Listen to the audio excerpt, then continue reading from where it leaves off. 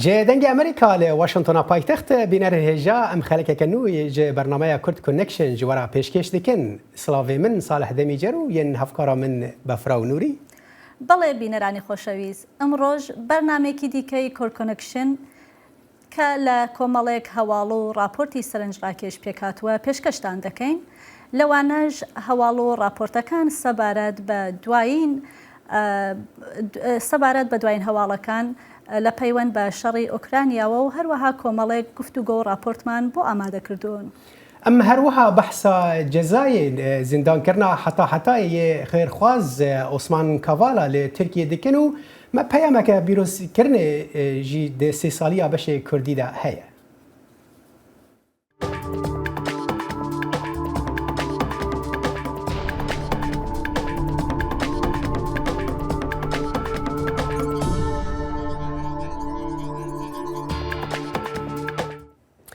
سروک پارلمان هرما کردستان عراق رواز فایق پیروزباهی خواهج بو دنگ امریکا شاندن ده سالوگرا سیهیا دا مزراندنا بشه کردی دنگ امریکا دا فرمو ام به هفرا لی گهداری بکن. تمنی بشه کردی دنگ امریکا لبیتا 30 سال. چیت هیا بو بشه کردی دنگ امریکا وکو سروکی پارلمان؟ یەکێکە لە باشترین سەرچاوەکانی هەواڵ و ڕاپۆرت کە ئینسان حەزەکە گوێ لێ بگرێ و بە جۆرێک بێلایەنی خۆی پاراستۆ کە جێی تەقدیری هەموو لایەکە لە زەمانێکە کە میدیای بەرپرس بە دیاریکراوی ڕەنگە لە هەموو دنیا شەوا بێ بەڵام ئێمە متابعێکی باشی میدیاکانی جیهان نەبین بەڵام بە دیاریکراوی لە زەمانێکە کە لە هەرێمی کوردستان میدیای بەرپرس زۆر کەمە بۆ ئەوەی هاوڵاتێکی کوردستانی گوێ لێ بگرێ دەنگی ئەمریکایەکێکە لە دەنگە ممەیەز و تایبەتەکە. دوو پەیامنێری بەشی کوردی دەنگی ئەمریکا لە ساڵوەگەڕی 124 ساڵەی ڕۆژنامەگەری کوردیدا بوون بە براوەی خەڵات. تۆڕی ڕۆژنامەنووسانی کورد لە سووریا خەڵاتی نەورۆز ڕەشۆ پەیامنێری دەنگی ئەمریکایان کرد بەهۆی ڕۆماڵکردنی ڕووداوەکان لە ئەفرین لە کاتی هێرشەکانی تورکیا بۆ سەر ئەو ناوچەیە. هەروەها کۆڕێک تێلێکۆم خەڵاتی پەیامنێر سەلام عەبدوڵایان کردووە. سەلام جیا لەوەی کە وەک پەیامنێری دەنگی ئەمریکا کار دەکا سەرنووسەری گۆڤاری سفۆریشە کە تایبەتە بە منداڵان. پەیوەدارە کۆشکا سپی جێنساکی دەبێژە ئالیکاریên بهتر yên çekan ku îro ji aliyê Almanya û Nerwêjê ve hatine ragihandin bo Ukraynayê yekîtiya NATO û welatên Ewropî nîşan dide ku rûberûbûna tiştê ew wekû şerekî hovana li Ukraynayê dibînin. Amerîka û hevalbendên wên yên NATOyê hewl didin ku wextê xwe bidin top û çekên giran ên din da ku bişînin ku cudahiyekê çê bikin. Almanya dê çekên dijî firokeyan bide Ukraynayê û rawêşkarê Almanî ji bo şandina çekên giran yên wekû tank û alavên din yên zirxî rastî fişarê dibe. وەزیری بەرگری ئەمریکا لۆیدۆستۆن شەوی سێشەمە دوای ئەوەی لە بنکەی ئاسمانغی ڕامستنی ئەمریکا لە ئەڵمانیا لەگەڵ هاوپەیمانان و هاوبەشەکان کۆبوویەوە گەڕایەوە ئەمریکا. ئۆستۆن دوای کۆبوونەوەکە گوتی شەڕی ئۆکرانیا توانای سەربازی ڕووسیای لاواز کردووە و هێزەکانی زیانی گەورەیان بەرکەوتووە و هەروەها کەلوپەلی سەربازی زۆریان لەدەستداوە و ژمارێکی زۆریش لە چەک و تەقەمەنیەکانیان بەکارهێناوە. ئەو گوتی ئەوان لە ڕاستیدا لە ڕووی توانای سەربازیەوە لاوازترن لەو کاتێک کە دەستیان بە شەڕەکە کردووە و بەهۆی سزاکانی شەوە ناتوانن کەلوپەلەکان دابین بکەنەوە. ئۆستۆن ڕەخنەی لە هۆشداریەکەی سەرگی لاڤڕۆ وەزیری دەرەوەی رووسیاش کرد کە ڕایگەیاندبوو هەڕەشەی پێکدادانی ناوکی نابێت بەکەم سیر بکرێت و ئەو گوتی ئەوە زۆر مەترسیدارە.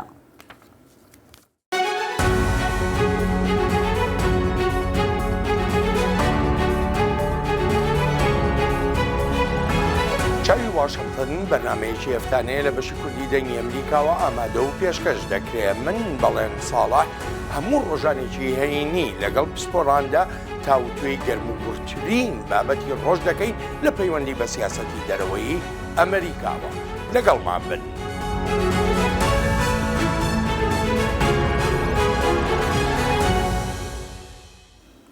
بله بفراو شر روسیا دژی اوکراینیا که روسیا پیشبینی اوی کرد که چند روزان دا بداوی بینه و که اپراسیون که لشکری بنافکر لبراسیجی و نزدیکی دمهان درش کریه و گلک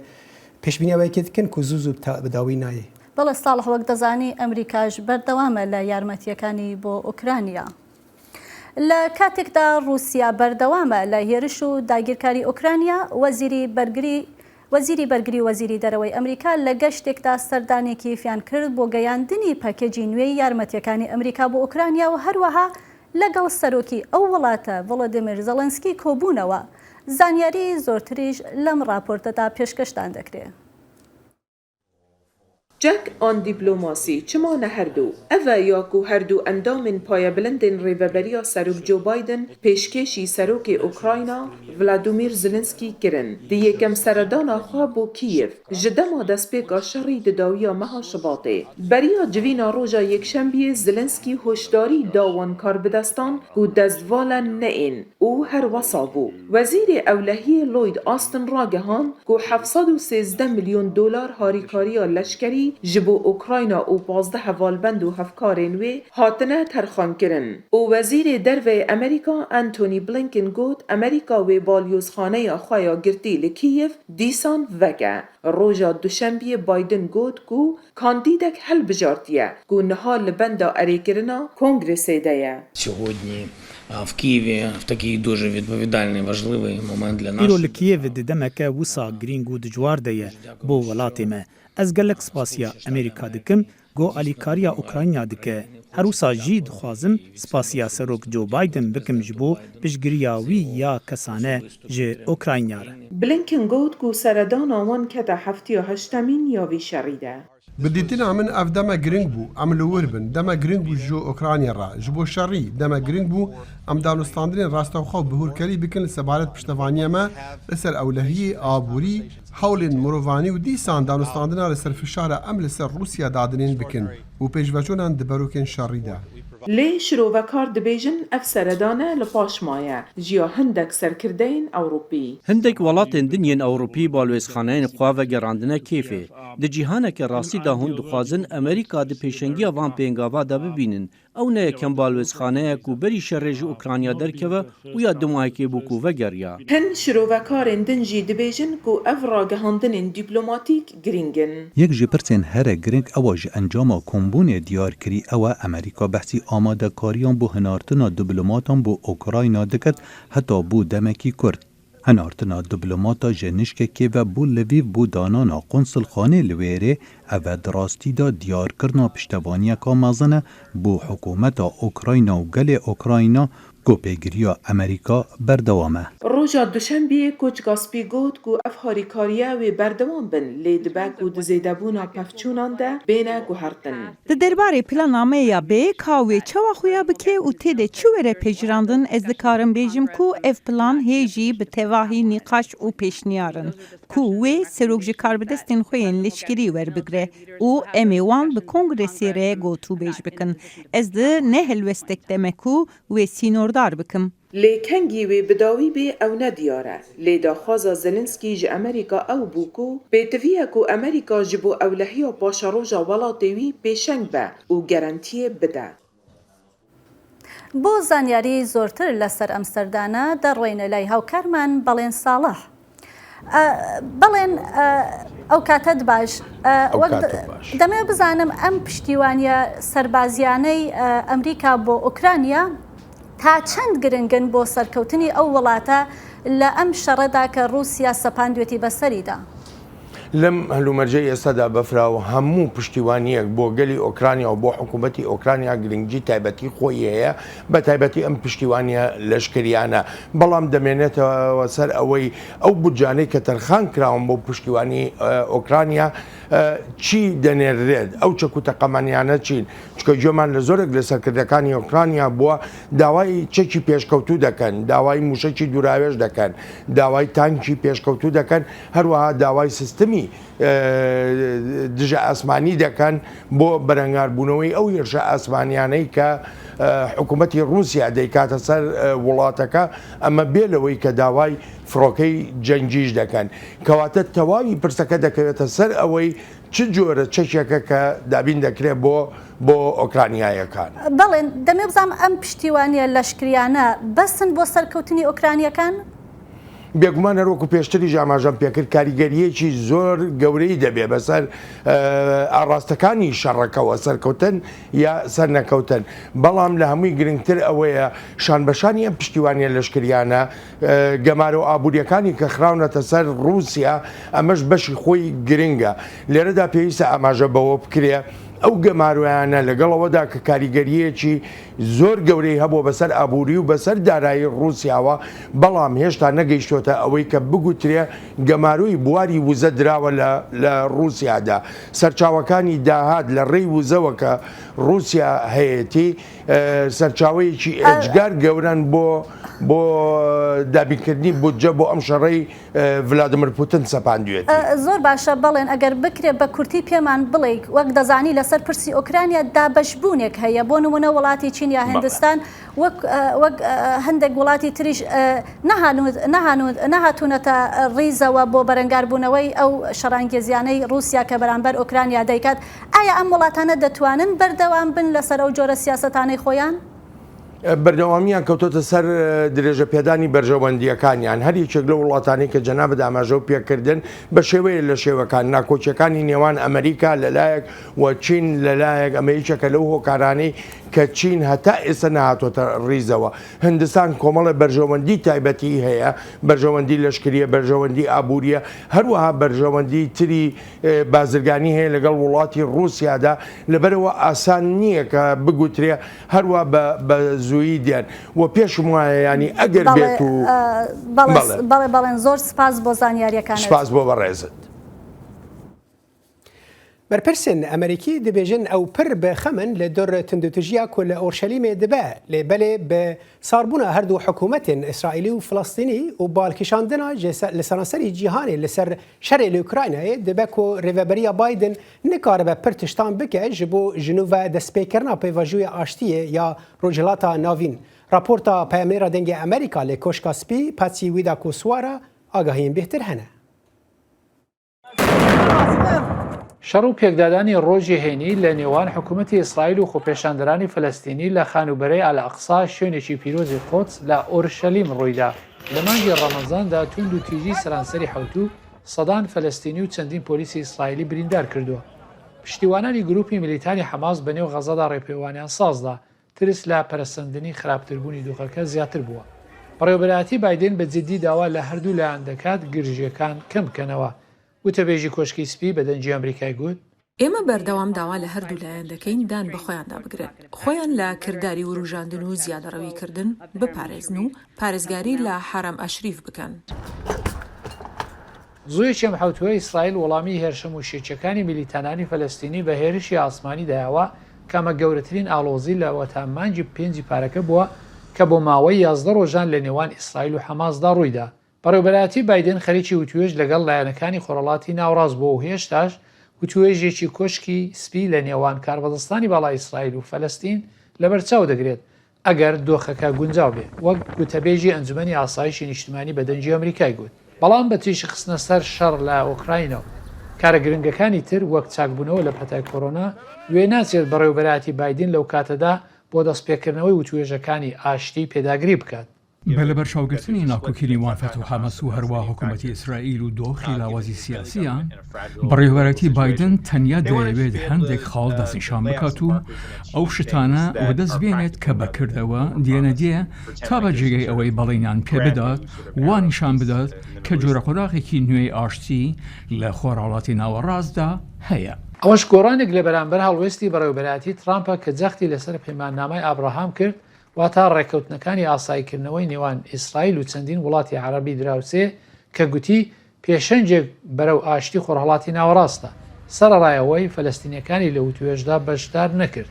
کاربەدەستانی باڵای وەزارەتی دەرەوە ئێستا خەریکی سەردان بۆ ئیسرائیل کەناری ڕۆژاوا ئۆردن و میسرن. لەو کاتی ئەوان لەوێن لەگەڵ کاربەدەستانی باڵا و توێژ دەکەن بۆ ئەوەی کۆتایی بە گرژەکان بهێن و هەروەها خولی توندوتیژی لە ئیسرائیل و کەناری ڕۆژئاوا و غەزاکەم بکەنەوە لە تەواوی سەردانەکەدا کە ئەرکی جێگری وەزیری دەرەوە بەجێ دەگەێنێت لەگەڵ جێگری هاوکاری وەزیر هادی عەمر دەبێت. بەڵام بنبەستی سیاسی لە نێو ڕێبەرایەتی فەلەستینی و حکوومەتی هاوبەندی سەرۆکوەزیری ئیسرائیل نەفتالی بێنێت لە ژێر هەڕەشەی دارماندایە. ئەوەندەش کات نەماوە کە ئەمریکا بیکات لە دەمێکدا تونند و تیژی هەروە درێژەی هەیە.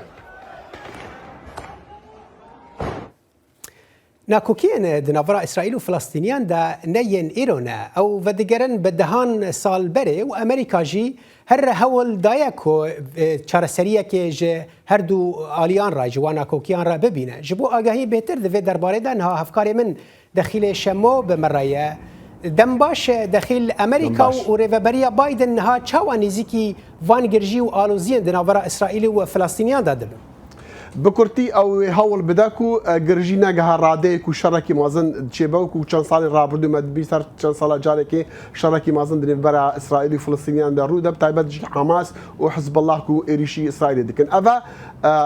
باوەڕیا داویەک و هەوڵ بدن شەڕێکی مازن نەبە. لێک و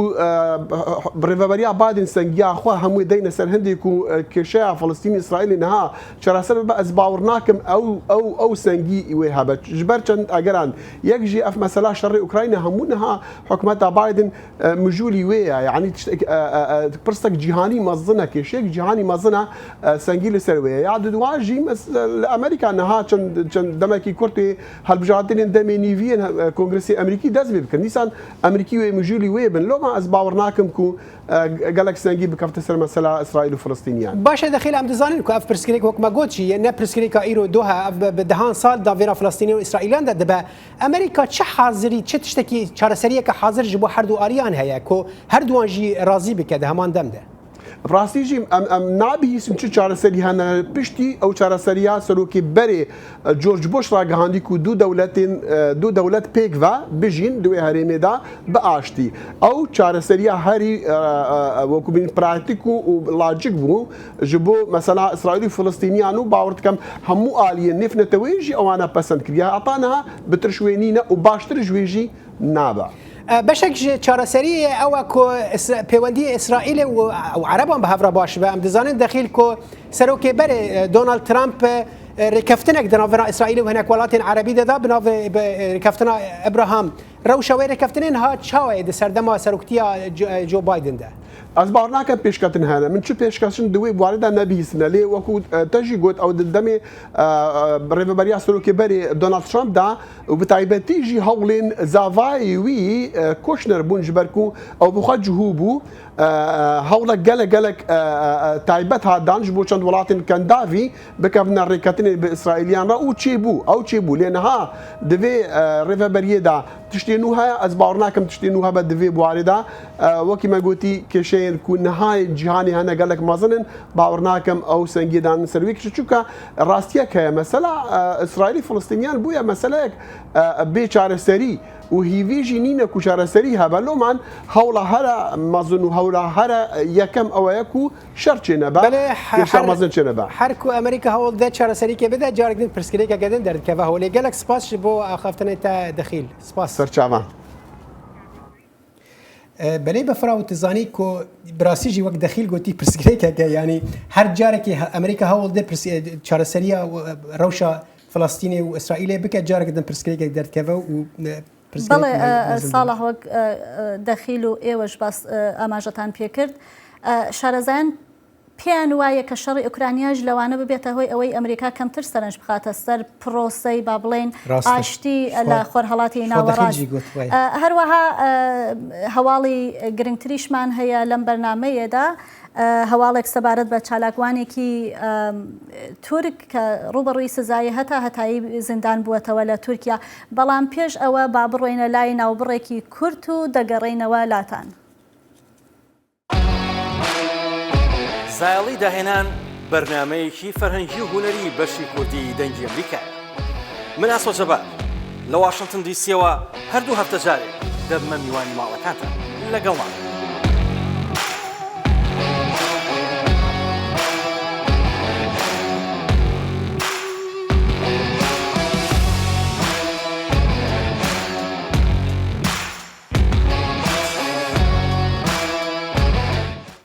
بەێ بەفراو هەر وەکتەژی بەری ناڤێتە گوت ینی ترکیە ئەمە بچن ترکیە کۆ براستی دۆسەیە کاڤالا هەنێکی بەحسە ئەم ویژن بالا ڕاگەهاندنا جیهانیژی کشان دەسەر خۆیان دوێ دەربارەی دانێکی بەحس بکەن هەنێک تشت پێشکەشکەنجی. بەڵێ وەک دەزانی ساڵح شارەزایەن دەڵێن کە ئەو دادگایە نیازی سیاسی لەوانەیە لە پشتۆ بێت و با بڵێن بە جۆرێک لە جۆرەکان سەرکۆنەی ئەو بڕیاری دادگایان کردووە.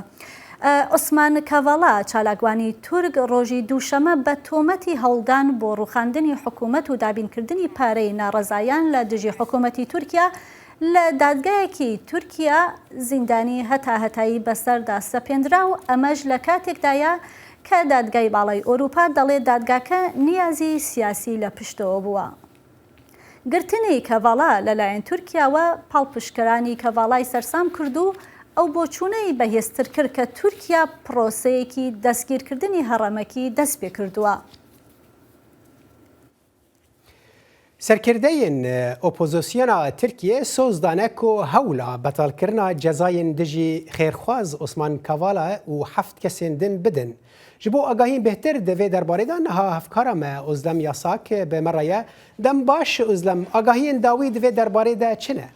دم باش صالح وکی کو me dojê temaşevanê xwe agahdar kir dengê Amerîka şopandina bertegên biryara dijî Kavala û heft kesên din ji nêz ve di şopîne li hin eger em biçin Tirkiye nava Tirkiye li hundirê Tirkiye xwepêşandan gelek xwepêşandan hatin kirin di serî de li paytaxt Ankara û li İstanbul û her wiha li serenserê Tirkiye di van xwepêşandanan da tenê li İstanbolê 51 kes hatine desteserkirin li gor pêzanînên walîtiya İstanbolê her wiha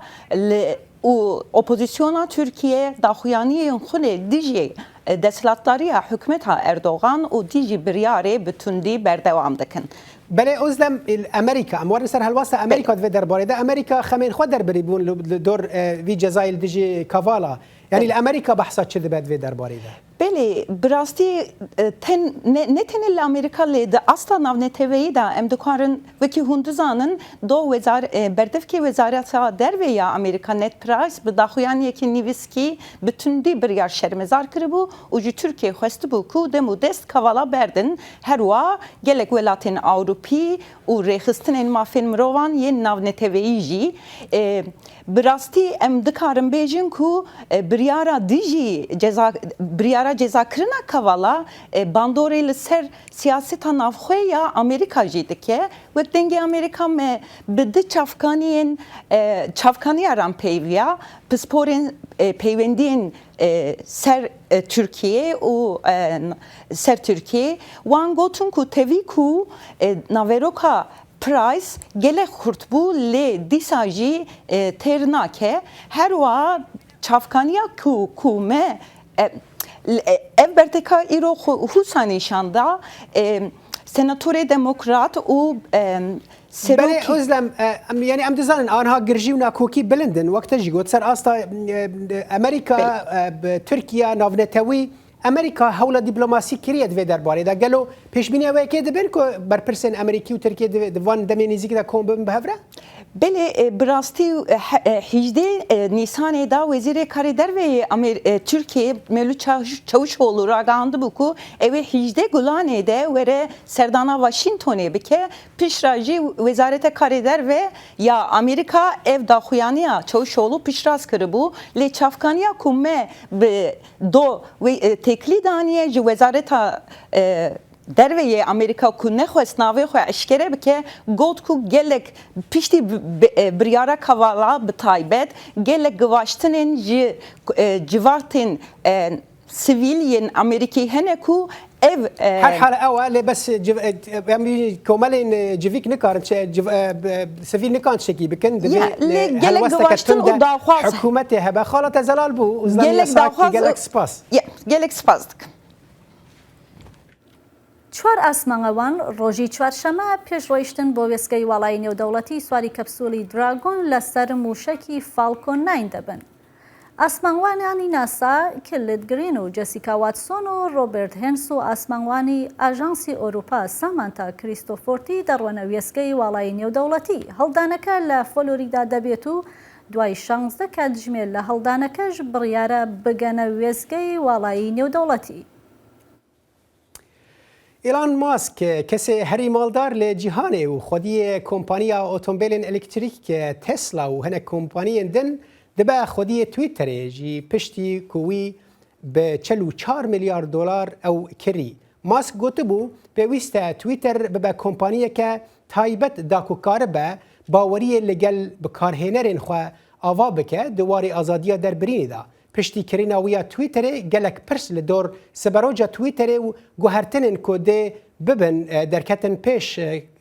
ماسک آنی زمان که ده تویتر یعنی پیوستی لگور یاس هبه که پیگیریه بکه لگل یاسه نشتمانی یا که آزادیا در برینه لسرانسری جیهانی درد بره تف بگره.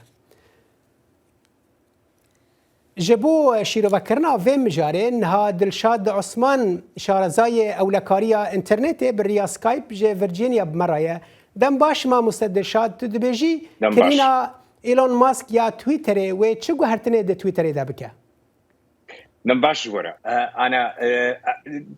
ایلون ماسک 2017 قلت كيفاي قالك تويتر وتخوازي تويتر بكري ايلون ماسك كسكا يعني شارزاي ايكونوميه شارزاي ساينس ليبلي بارتشيك جي هاج علي سياسي او دخوازي جو بالانس هبدنا برا تشوب وراست تناسكر وتما قلت تي آخرتنا وقتي آزاد أو دخوازي أو باورياي نايجو political correctness يعني جي مثلا hate speech باورياي بيناي أو يا قلكي بقالي راستا دما قلتي سر آخرتنا آزاد أو دخوازي تويتر بميني فكري لي جوهرتنا جو أو دخوازي تي كده براستي أو نظاني إنه مثلا نتني كسين التويتر كاردكن أو يجتكن تخوازن كنترولا آخفتني بكي بلي قانون هنا الأوروبا قانون هنا ناهيلنت كسنازي بحثوا كيكر كيكدر شادوجي بحثوا كيكر كدوي تويتر بيقرب بفاني ياسين من الاجتماعي يعني درباري آخفتنا امبيجين دربرين آزادية دربرين ده بس برس براسي يعني قالك در كذا بيش اللي قالك ولطان اللي قالك جهانكو چما ایلان ماسک تویتر دکره یعنی ام دزانن وقتا گوت یعنی کسی که واری آبوری دا مالداره که چما به تایبتی تویتر یعنی گرینگی تویتر با ایلان ماسک شیل گور خوندناته وكليستيكا از براستيش ترد بيجو الى تويتر بو ايلون ماسك وكليستيكا او تخوازي كنترولاي بكي انا نقطاك هي تويتر بويا او سبيس جو كسن لكريبتو كرنسي بيتكوين دوج كوين فان عملاتي شفركيري لي كاردك انه اويا ايلون ماسك كسكا كيفاي قالك جوي واريرتي از نرينا مدا او يال بيش روج نريت خوازي كنترولا في سبيس بكيش بو كنترولا كريبتو كرنسي بكي ابيك جوان تشتايا اد دويجي ايلون ماسك بهترين كاري وي يعني بزنسي وي تسلا انا بورين كومباني يعني جي سبيس اكس يعني دايفرسيتي يعني جي تنويع تناسب تدنينا او تخوازي هرب عليه بيور تك عليه سوشيال نتورك وكو كسكا تخوازي بزنسي خو فرحتر بكي تشتك باشا كيكي دلشاد ببرز اخفتان تدبر ما تخوازن بهتر برسان اشتبكم جيبو كان بهتر وقت يعني تقاربي برسفي بهتر بدي يعني تويتر دما ببك كومبانيه كتايبت لسر اصلا جيفاكي ام ميديا جيفاكي تي چواتي يعني بري چه دكر دما ببك كومبانيه كتايبت وچبك يعني فرق جیاوازی چیل گور خوندنات انا تويتر براتشيتكي دريا ادفرتايزمنتس اعلانات براتشيتكي لي وقتي فرصنا زور هنج بو تويتر جو فرحتر ببي يكش عليه كريبتو كرنسي البيني موجتك تشيبل ود بلكي تويتر ببي بايمنت سيستم انا ظانم جهه برا خلق براد شنين جافره يعني از نرينامد انه بوتنشال هيا جبو تويتر جو بهتر برا جي تشيك اد نيزيك دواري اولكاريا انترنت ده اف تشواتي يعني تغهرتن تشي دبا دماكو كومبانيا كوهاج كومبانيا كان ببيجن كو شيرين خوهنا ببا كومبانيا كتايبت كو كسك ثاني وكو ايلون ماسك ببا خدي جيرا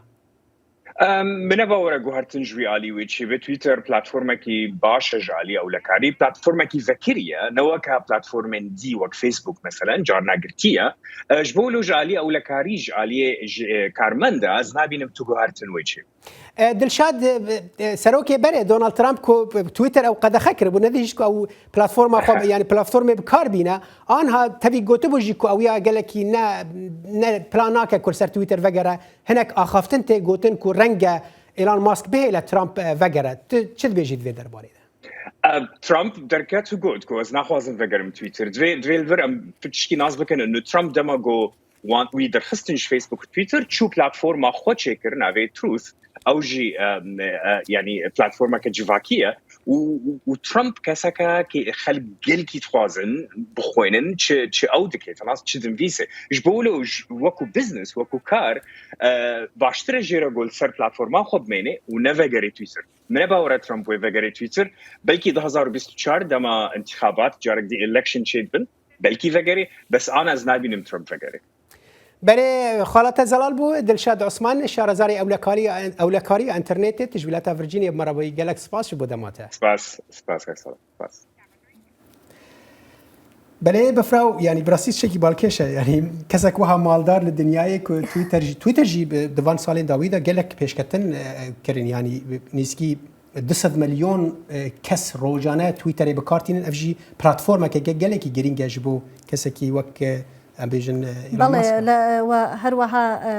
پلاتفۆرمێکە کە زۆرترین کاریگەری لەسەر با بڵێن خەتی سیاسەتی وڵاتەکان دادەنێت ڕاستە و سەرکردەی مەزنین جیهانیژی هەموو لێ دەرێک داخەون بەڵێ دەگوان لەگەڵ نزیکبوونەوەی جەژنی ڕەمەزان بازار و دوکانەکان جوڵەیان تێکەوتووە و خەڵک هەڵدەدەن پێداویستیەکانیان وەک جلوبەرگی جەژن و شەکر و شیرینی لە بازارەکاندا بکڕن بەڵام هەندێک لە خاوەن پیشە و دوکاندارەکان دەڵێن بەهۆی گرانیەوە خەڵک کەمتر دەتوانن شت بکڕن و پێداویستیەکانیان دابین بکەن پەیامنێری دەنگی ئەمریکا زانا ئۆماری راپۆرتێکی لەم بارەیەوە بۆ ئامادەکردوون کە پێشکەشتان دەکرێت تەفگەرە بازارە قامشلۆ بەری چەند ڕۆژانجی جەژنێ ڕۆژ بڕۆژ خورتر دەبە خەڵکن قامشلۆ ئامادەکاریین ڕۆژا جەژنێ دکن کەریم ئابراهیم گازنان ji bo hebûna pêdiviyên cejnê weke şekir şêranî kulîçe û cil û bergê zarokan dike والله بهاي اسعار بهانه وايه فقير زحمه الجوار وقت ما ايمن فقير زحمته وقيت الحمد لله فجاكي زحمته انا بس لو كنت الثاني دست حظر يعني $5 زمان تبي تشكروا وشكنوا كل شيء ميسا مشينا كل شركه حصاد شيء كما مشينا كلفه تنهي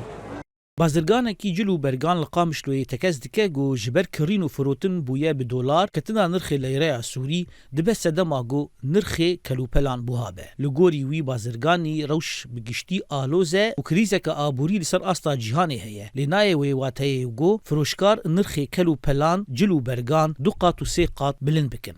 برا قطعة خيو حظا ورقة سرهبة بس نمعناتها بينا قطعة بنطلون باوضة حظا ورقة بفرش بشيس حظاري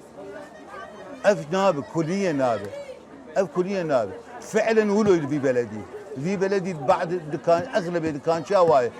بازرگانên şekir û şêraniyê jî dibêjin îsal nirxê hemû cureyên şekir jî ji jîdera xwe bûhane Elwan Nemo firoşkarê şekir e û şêraniyê dibêje kargehên Şam û Helebê dest bi berhemdana şekir kirine gelek cureyên şekir ji her du bajaran digihêjin Qamişloyê بالنسبة لأصنافي ديافيرا أصناف قلك هنا بس أسعار قلك بهنا أري والله قسمك جيش مصدر أي سوري إي صار ريجر تيجي ودورافيتش تيجي هيا يعني مصرف قلك ليشو وبضاعات هيا بس بهايا إيه جوبري مثلا مجموع 10 كيلو هاد بويه 5 كيلو يعني استهلاك بقرايه نص القيمة أري أو جد تشيا فرقات سعرية جبر سعرية تكلفي يعني حيلا ضيافك عادي صد هزار صدو بينجي أب تكلفة بيه اشتغالي جرابي Hin bazirgan dibêjin got yek ji sedemên sereke ji buhabûna nirxê pêdiviyên cejnê durbûna jêderên wan kel û pelan û baçeyên tê nestandin her wiha ketina nirxê leyreya Sûrî beramberî dolarê Amerîkî dihêle got ne li gorî karînên xelkê be nemaze got karmendên hikûmeta Sûriyê û yên rêveberiya xweser ji mûçeyên xwe bi leyreya Sûrî werdigirin lê dimîne got alîkariya kesên got koçberî Ewropayê bûne bi kes û karên xwe re hinekî fişarê li ser milê wan kêm dike Zana Umer dengê Amerîka قامشلو دەنگی ئەمریکا سەرچاوەی متمانە پێکراوی هەواڵ و زانیاری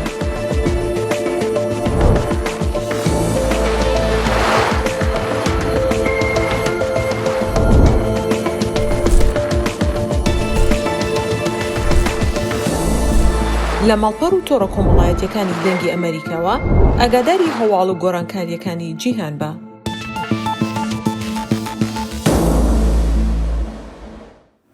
بەڵێ ساڵح دەڕۆینە لای بابەتێکی سەرنجڕاکێش کە لەوانە بێ بۆ زۆر خەڵک سەرنجڕاکێش بێ بۆ خۆم هەروەها چونکە زیانێکی زۆرم لێ بینیوە ئەویش کریپتۆکرانسیە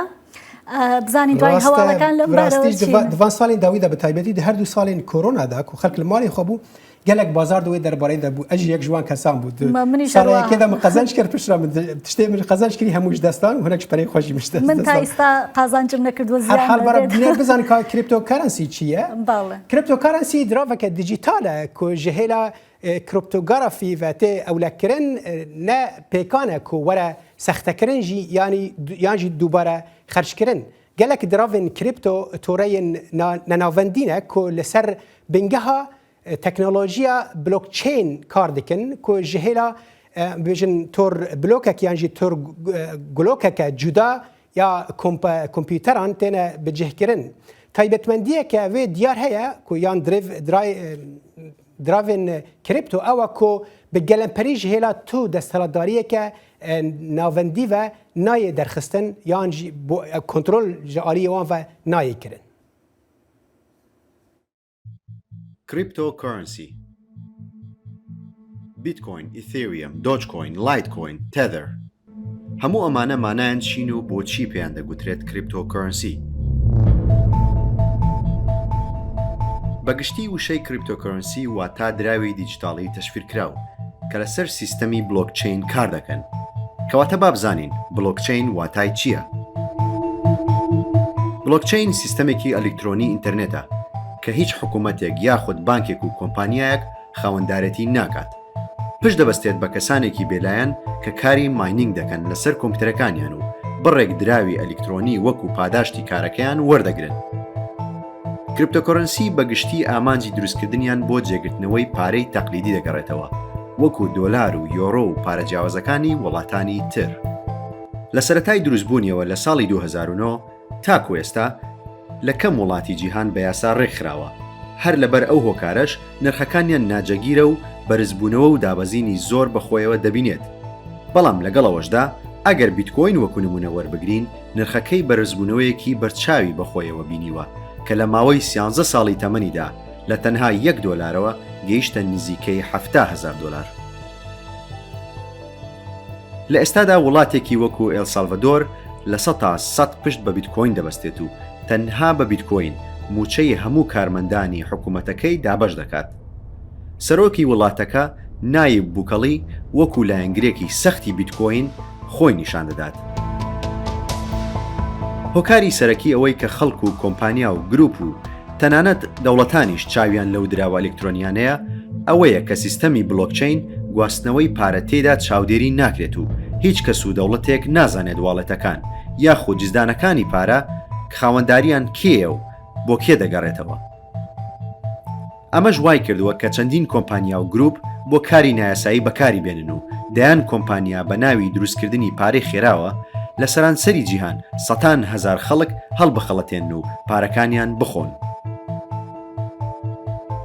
وەنکۆین یەکێک بوو لەو فێڵانە کە لە ساڵی 2014 دەستی پێکرد و لە ساڵی 2017 بە ترادیژیای ملیۆنان کەس کۆتایی هات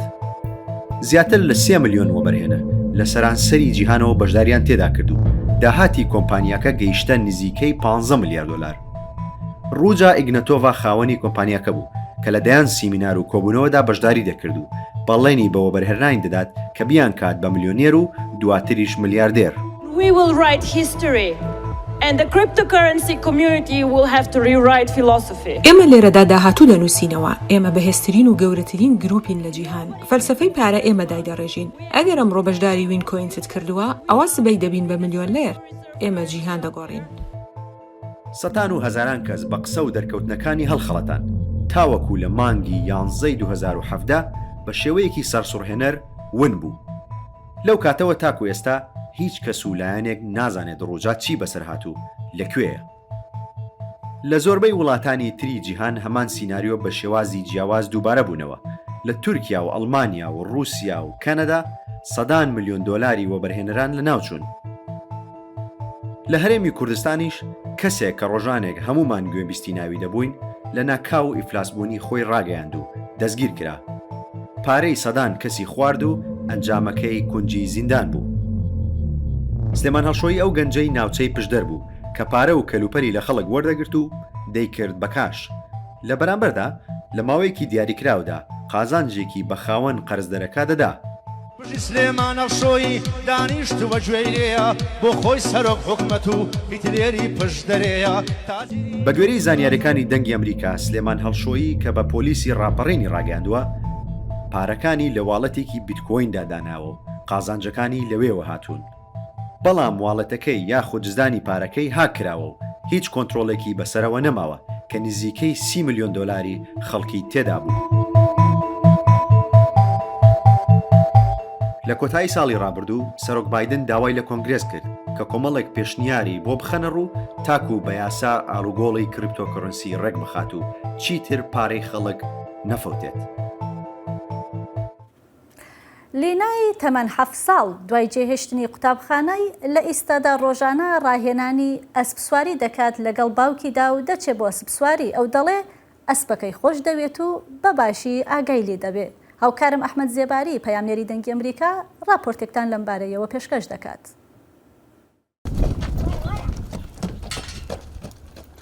لە تەمەنی 7 ساڵیدایە و بۆتە ئەسپسوارێکی چاک.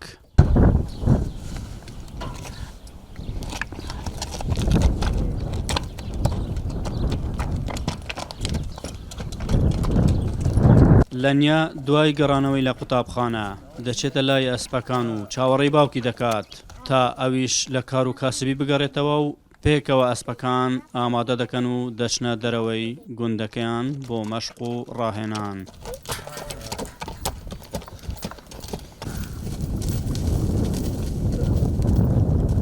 زۆر ئەمنی خۆشێ ڕۆژانەیەک سعات مەشق ڕاهێنانی پێ دەکەم هەموو ڕۆژان لەگەڵ خۆم خواردنی لۆ دەبەم سێ و قەند لۆ دەبەم چمان هەبی لە ماری ئەوەی لۆ دەبەم وەڵا. گەرکەش و هەواکە گونجاو بێت بۆ ڕاهێنان ئەوان ڕۆژانە لەو دەشت و بیابانانە تا 2 کاتژمێر سەرقاڵی ئەسپسواری دەبن وەک باسییان لەوە دەکرد. بەخۆی ئەگەر بمانەوێ بڕۆین دەتوانین 10 کیلۆمەتر 15 کیلۆمەتر بڕۆین چەندجار 4 کیلۆمەتر 5 کیلۆمەتر هەر لە بۆ خۆشی خۆمان ڕۆیشتینەوە گەڕاینەوە. توانای زۆر زۆرە ماشەڵای ینی کێشەی ئەوەی نییە برێ هیلاک ببی یان برێ ناتوانم زیاتر بڕۆم هەرچەند لەسەر پشتی ئەسپەکەی بێ ئەوەندە زیاتر زەوقی دەبتەوە.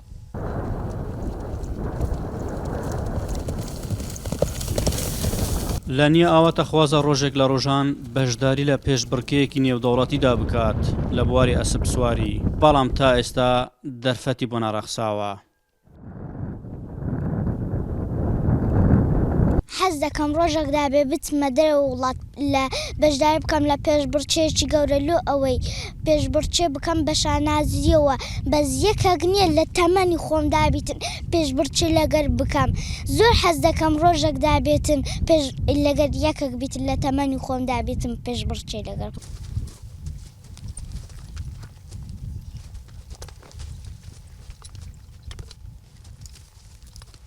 بەخۆی لەنیا هەر لە تەمەنی 5 ساڵ و نیو 6 ساڵیەوە جیاواز لە منداڵەکانیت کە بە عەرەکەتر و ئەوەتر چالاکتر بوو ئەسپیشی زۆر خۆشویست کە ئەو ئەسپەشی بە هەدیە وەرگرت زۆر زیاتر تەرجیع بوو. ئەمنیش بەڕاستی ڕێگەم پێدا کە سوار چاچی بکاتن و لەو تەمەنێ ڕافێر ببیتن لە بۆ ئەوەی لە داهاتوودا بتوانیت ببتە سوار چاکەی نێودەوڵەتی نەک هەر لێرکوانە لە کوردستان سوار چاچی ئەنجام بداتن بتانی بستە بانکێش بکرێ بستە دەرەوەی وڵاتیش لە بۆی هەموو دنیا بزانی کە منداڵک لە تەمەنی 6 ساڵی و 5 ساڵ و نیویەوە دەستی بە سوار چاچی کردێ و بوویتە سوار چاکەی زۆر بەتوانە. دوای تەوابوونی مەشق و ڕاهێنانەکانیشیان پێش خۆر ئاوابوون ئەوان دەگەڕێنەوە شوێنی خۆیان کە دانیشتووی گوندی ئیلینجاخی سەر بەناحیەی قۆشتەپەی پارێزگای هەولێرن. ئەحمەد زێباری دەنگی ئەمریکا پارێزگای هەولێر. بەڵێ ساڵح بەڕاستی راپۆرتێکی سەرنجڕاکێش بوو بە تایبەتی ئەسپسواری قورسە بە تایبەت بۆ منداڵێکی لەو تەمەنەیە زۆریش سەرنجڕاکێش و چێژبەخشە بەڕاستی ئەسپسواری. من بۆ خۆم ئەزمونێکم بووە لە ئەسپسواریە لە کاتێک لە ماوەیەک لە تورکیا ژیاوم تورکیا ناوچەیەکی هەیە بە ناوی کاپادۆکیا لەوێ ئەسپەکانی هەم بەناوبانگن هەم بۆ توریست و ئەوانە بۆ گەشتیارەکان کە دەڕوەنە و ناوچەیە ئەسب سواری یەکێکە لەو سەرگەرمیانەکە بەڕاستی سەرگەرمیێکی چێژبەخشە. لە باکوور و وڵاتی سووریا ژین ها بڕاستیژی ینی بووە هەما بازرگانی یەک دوێ دەربارەی دەبێت سەرمیانێن باش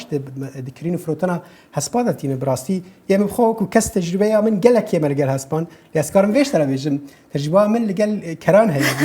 لە گوند ئەم بزارۆک بوون کەر لە جەمە بهتر هەبوون ئەو پێشبرک ئەو بە کەران چێ دەبوون ینی ئەو کەچە جوان کۆنات راپۆر دەدا بەحسەوەیەکی دیکە ئێمە زارۆکی جا بچووکێ کەران ئەو بوون سیپە بوون ما بسیپەیان ئەو تشت دەکردن هەر حال ئەوژی دۆستێ ژینگە هێنە بەڵێ کەر خزمەتێکی زۆریشی بە کۆمەڵگای کوردی کردووە بەڕاستی دەربارەی ژینگە دەژی لە ڕۆژهڵاتی ئێکوادۆر ڕژاندنان نفتەی گەیشتیە زەڤیەکە پاراستی یا خوازایی چەمێکی تێدا لێ دەرەی قرێش کردە و هەرێمەکە کەسک و مەزن یا پاراستی کومالێن جور بەجور یەن ئاژەڵێن پاراستی و ژێدەرێن ئاوێ یەن گرنگ دەحەوینە چەم یەک ژە مەزنترین چەمن لە ئەمەزۆنا ئێکوادۆرەیە حکوومەت بە چاوێکی بچووک لە vê ڕژاندنێ دنێرە دەدەمەکێدا کۆ دەسەڵاتدارین ژینگەهێ وێ وەکو ڕوودانێکە مەزن یا پێسبوونا ژینگەهێ بناو دکە. بهر ئەگەرێکێ بت ڕشتنا پەترولێ دناو دەریایە یان لەسەر ئەردەی کاریگەریە کاوێران کرد لەسەر سیستەمی ژینگەهێ هەیە هەروەسا باندورێ لەسەر ژیانە مرۆڤان و ئابووریە وڵاتان دکرد. لەوێ داویە ڕشتنا پەترولێ لە ڕۆژهەڵاتە ئەکوادورێ گەهشتە دارستانên سروشتî û ڕووبارێک ku jê derê ava çendîn gundaya pîs kir. Li gor Wîzareta Jîngeha Ekwadorê nêzîkî 5 dûnemên daristana parastî ya siruştî ya baxçê niştimanî ya Kayambî Kûka yê pîsbûy diger ڕووبارê Kûka. Baxça niştimanî nêzîkî 400,000 dûnemên erdî bi xwe ve digirit. Ew cihê komeka ajelaya her wesa golên mezinên ava şirîn têdane û ڕووبارek di nav da derbas dibit ku mezintirîn yek e li herêma Amazona Ekwadorê. Wizareta Jîngeha Ekwadorê bawer dikit qebareka mezina petrolê rijiya bit û bandorê li ser çavkaniyên jiyanê dikit. Petrol crudo. Bûme eşkere bû rijiyaneka mezin heye û em bawer dikin av pîs kirbîtin her wisa bandor li ser aliyên din jî kirbît. Baranên zor qayîm ax û kevir li devera nabo ya Rojhelata Ekwadorê herfandin û berekî mezin bi boriya petrola kompanya Olidex Dikordos Pasados nasyar bi OCP keft û şkand. Ne hikûmetê û ne kompanya OCP qebara petrola riştî diyarkirin lê desthilatdariya jîngehê dibêjit pîsbûneka mezin yê çêbûyî. Desthilatdariya Ekwadorê dibêjitin karmendên me çavdêriya 210 kilometran dikin û karî bû çareseriya bandora belavbûna hidrokarbonê û sugerkirina ava paqij bû xelkê deverê dike. Lê rêveberê cêbecêkirê kompanya OCP dibêjitin petrolê bandoreka biçûk li ser çavkaniyên avê kiriye. Ez bêjim em serkeftin û em şiyan piraniya petrola riştî vegerîneve. Em dizanin qebarekê kêm gihiştiye ser ava rûbaran. Kompanya OCP 450,000 bermîlên petrolê rojane ji Amazonê bo benderên li ser Okyanusa Pasifîk vedguhêzit. Ew xwe berpirs bû çareserkirina pirsa jîngehê dibînin.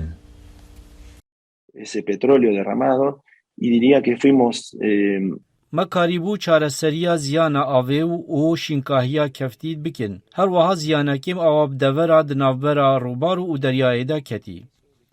Li meha pêncî sala 2020 û li heman deverê xişîna erdê boriyên petrolê şikandibûn û 15,000 bermîlên petrolê di nav sê rûbarên Amazonê belav bibûn û ziyaneka mezin gihande gundên li ser rûbarî. Rêxistiyên jîngehiyên nehikûmî û xelkê deverê daxwaza zanyariyên zêdetir ji hikûmetê dikin. Yeketiya netewên herêma Amazona Ekwadorê daxwaza zanyariyan li ser kirdarên çareserkirinê digel hewlên gihandina av û xwarinê bû xelkê deverê diket. Bêneka zor nexweş tê. Kompanya OCP em ve guhastin ji ber ku me neşiya bû em binvin. Ez û hevjîna min û kurê min ji ber bêhnê me nikarîbû binvîn. Ji ber vê yekê em bi hotelekê hatin ve guhastin. Petrol, dîzel bêhin serêşan min hez dikir dê ve rişiyem. Afirandina petrolê berhemê here mezina Ekwadorê ye. و اوه بویه را دویه لدمکی کرد لامریکا باشور چه ببید پشتی رشتنا 12,000 برمیل پترول دناف دریایا برانبر ولات پیرو گوزیانه کامازن دگهین تا سیستم جینگه لامریکا باشور خالد فتاح دنگ امریکا تا برنامه کی تر هر شاد و بختور